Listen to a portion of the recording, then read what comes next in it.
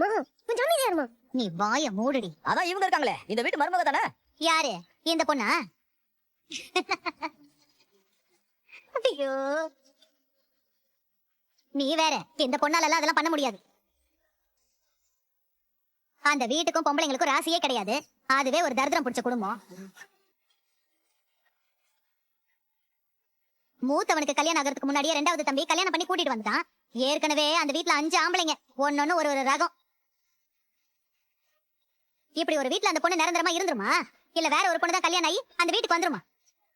முட்டி மோதினாலும் அது நடக்காது. அதுக்குதான் குடும்பமா கிளம்பி இப்ப குலதெய்வ கோயிலுக்கு வந்திருக்காங்க. இதுல பூஜை பரிகாரம் வேற பண்ண போறாங்களா?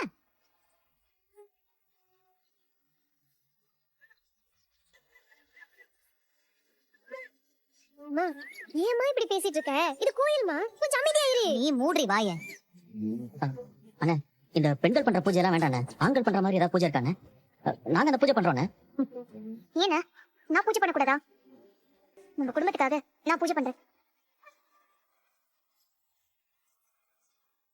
செஞ்சு கிழிச்சிட்டு தான் நீ மாதிரி வேலை பாப்பா இவ. அம்மா, ஏப்பா, அதான் அவங்களே பண்றேன்னு சொல்றாங்களேப்பா, அப்புறம் என்ன? வருஷம் ஃபுல்லா வேண்டிக்கிட்டு எங்கெங்க இருந்தோ வந்து இங்க பூஜை பண்ணிட்டு போறாங்க.